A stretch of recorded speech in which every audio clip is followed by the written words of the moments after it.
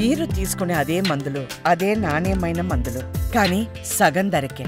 అవును, MedPlus brands pi 50 to 80% తగ్గింపు. Every year మీరు 4,000కి పైగా ఆపరేషన్ చేస్తా అని చెప్పేసి గత 4 సంవత్సరాలుగా చేస్తున్నా అని చెప్తున్నారు కదా సార్.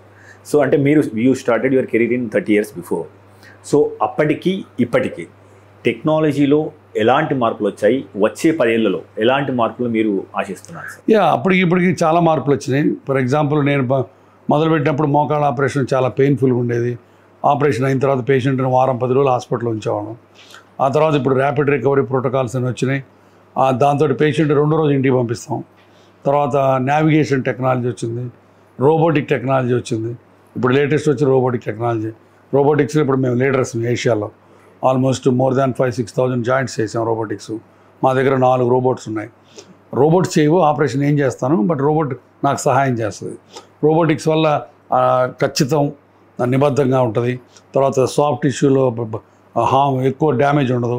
సో ఈ రకమైన ఉపయోగాలన్నీ ఉన్నాయి. పేషెంట్కి నొప్పి తక్కువ ఉంటుంది, రికవరీ బాగుంటుంది. భవిష్యత్తులో ఫ్యూచర్లో ఈ robotics, artificial intelligence, machine learning, big data ఇవన్నీ కలగలిపి ఇంకొక 10 ఏళ్లలో అసలు డాక్టర్ మనం ఇలా బటన్ నొక్కితే చాలు మొత్తం రోబోట్ కంప్లీట్గా చేసి పేషెంట్ మీకు తీసుకొచ్చి ఇస్తుంది.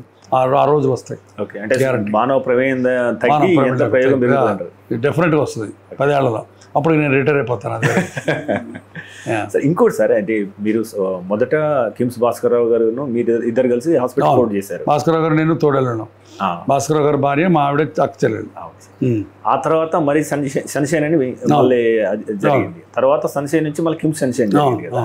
సో ఈ ప్రయాణం గురించి మాకు వివరిస్తారా? Very simple. కిమ్స్ మా అమ్మ. ఓకే. మా అమ్మతో కొన్నాళ్ళ తర్వాత మరి ఏదో పెళ్లి చేసుకోవాలి కదా. సో సన్షైన్ మా ఆవిడ. ఓకే. సో సన్షైన్ మా ఆవిడని పెళ్లి చేసుకుని 10 ఏళ్ళు సంసారం చేసాం. ఓకే. మళ్ళీ తర్వాత అమ్మ దగ్గరికి వెళ్తే బాగుంటుంది కదా అని మళ్ళీ అమ్మ దగ్గరికి వెళ్ళిపోయాం. సో అది సంగతి. మొదటగా అంటే చాలా మందికి తెలుసు, అంటే మన ద్వారా చెప్పడానికి ఏంటంటే, మీరు అంటే ఈ ఆర్థోపెడిక్ సర్జన్ కావడానికి ముఖ్యమైన ప్రేరణ ఏంటి, మీ ఎడ్యుకేషన్ ఎట్లా జరిగింది, దాని గురించి? ఈ ఆర్థోపెడిక్ సర్జన్ అవడానికి ప్రేరణ ఏమీ లేదు.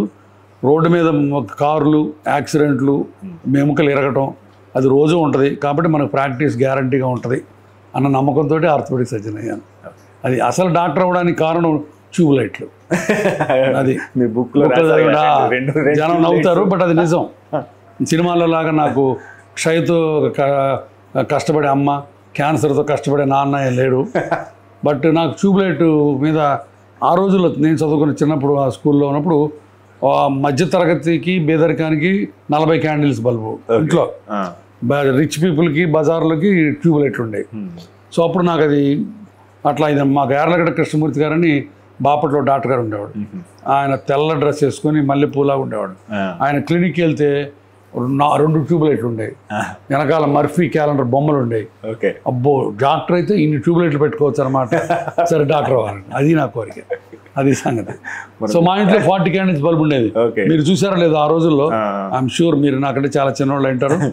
ఆ రోజుల్లో 40 candles bulb, 60 candles, 100 candles bulb. 40 candles అంటే కరెంట్ తక్కువ, అంటే వినియోగం 60 వోల్ట్. అంత ఎల్లో కలర్లో బల్బ్ డల్గా ఉండేది. అది